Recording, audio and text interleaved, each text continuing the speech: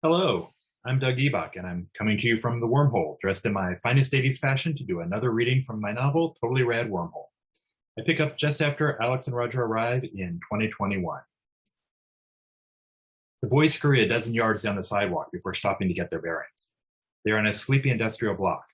A bicyclist zooms by, clad in spandex and a teardrop-shaped helmet like the Tour de France racers. Alex is seen on television. The cyclist's legs and arms are bare, glistening with sweat. Alex pulls off his safety goggles. The locals aren't dressed for acid rain. I guess we don't need these. I don't know, Roger says. They all have helmets. He points across the street to where two girls are riding stand-up scooters like the kind kids used in the 50s. The girls are also wearing helmets. Maybe it's because things fall off the flying cars. They both look up. I don't see any flying cars, Roger says. A car turns down the street and glides past. It's streamlined like an aircraft, the bumpers flowing into the body in a smooth line, but it's riding on four tires just like every other car Alex has ever seen. He squints towards the end of the block, towards the major street from which the car turned. Other cars pass, all riding on four wheels. Seriously? No flying cars? Alex scowls. The future is a ripoff. A middle-aged woman emerges from a nearby building and strides towards them, talking loudly. But her words don't make sense. I told you, you should have unfriended him, she says, and block him on Twitter. Excuse me, Alex asks. Otherwise, he's just going to troll you, the woman continues, staring past Alex. He looks over his shoulder, but there's nobody back there, and certainly no trolls. He noticed the woman has some kind of hearing aid in one ear. Are you talking to me? He asks louder. Finally, the woman meets his eyes, but only to give him an annoyed glare. Delete every photo you've tagged him in. Alex doesn't know what to make of that. The woman brushes by him, continuing up the street and around the corner. She sounded mentally ill, Roger says. Alex nods. Must not have worn her helmet. Maybe people's skulls are thinner in the future. Yeah, because of the reduced ozone layer or something. Okay, I need to find Jennifer's address. I need a phone book. Do you see a payphone? He and Roger scan the block. Maybe that place will have one, Roger suggests, pointing at a store across the street. The sign reads, Good Buds. Alex can't tell what kind of store it is.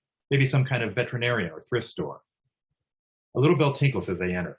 The store is clean, the walls paneled in a light brown wood, with shelves displaying small plastic containers. The air has a faint, dank scent, and a funky rap song plays softly over unseen speakers. A neatly dressed clerk with long hair pulled into an odd bun on top of his head looks up from his stool behind a long glass display case. And then something growls, low and close to Alex's right. Alex spins, and a zombie with half a face lunges at him. Alex screams, his hands fluttering up by his cheeks. But the zombie suddenly vanishes, only to be replaced by a Chinese guy swinging a shovel. The shovel takes off the zombie's head. Alex sighs. It's just a movie. A movie being projected on a flat screen on the wall. Except Alex realizes it's not being projected. The screen is some kind of gigantic, super thin television with lifelike resolution. Alex brushes the screen with his fingertips. Look at this TV. It's so clear, and twice as big as the one we have. The zombie show goes to a black and white commercial. Skinny, long-legged women in tiny lace underwear lounge in various outdoor locations. TV's gotten better in the future, Roger observes. Hey man, the clerk calls out. I think maybe you guys have had enough already. Alex pulls himself away from the amazing futuristic television and gives the clerk a winning smile. Hi, do you know where we could find a payphone? A museum, maybe? Alex isn't quite sure what to make of that answer. Well, could we use your phone book? The clerk squints at Alex. You mean like a paper phone book? Yes, a phone book, with names and addresses and numbers in it. Dude, I don't think they even make phone books anymore. So how do you look up someone's address? Why don't you just go online? What line? Online, on the internet. Apparently, looking up an address is much more difficult in the future. How do I get to the internet? Most people use their phones. Alex is starting to get exasperated. Are you high or something? Look where I work. The boys look more closely at the plastic containers on display. They're all filled with some kind of dried plant material. What is this place? Roger asks. A dispensary, the clerk replies. What do you dispense? Edibles, loose, tinctures, everything. Alex has been studying the contents of the display case. It contains various kinds of snacks, cookies, brownies, lollipops, and many are labeled with a familiar 7-pronged leaf symbol. This is pot. Is pot legal now?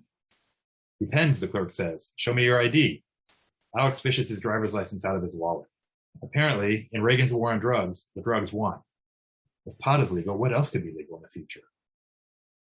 Date of birth 1971, the clerk asks. Uh-oh. Maybe Alex shouldn't have been so quick to present his license. Little tip, boys. If you're going to make fake IDs, don't make yourself 50. Yeah, duh, Alex says, trying for the winning smile again. We're such spazzes. Sorry about that. He reaches for his license, but the clerk snatches it away. Willie, the clerk shouts. Out of nowhere, a giant man in a security guard uniform is right behind Alex and Roger. He clamps one hand painfully onto each of their shoulders. Come with me, boys. So that will end our reading, and hope you check out the book and, hear the rest of the story. Thank you.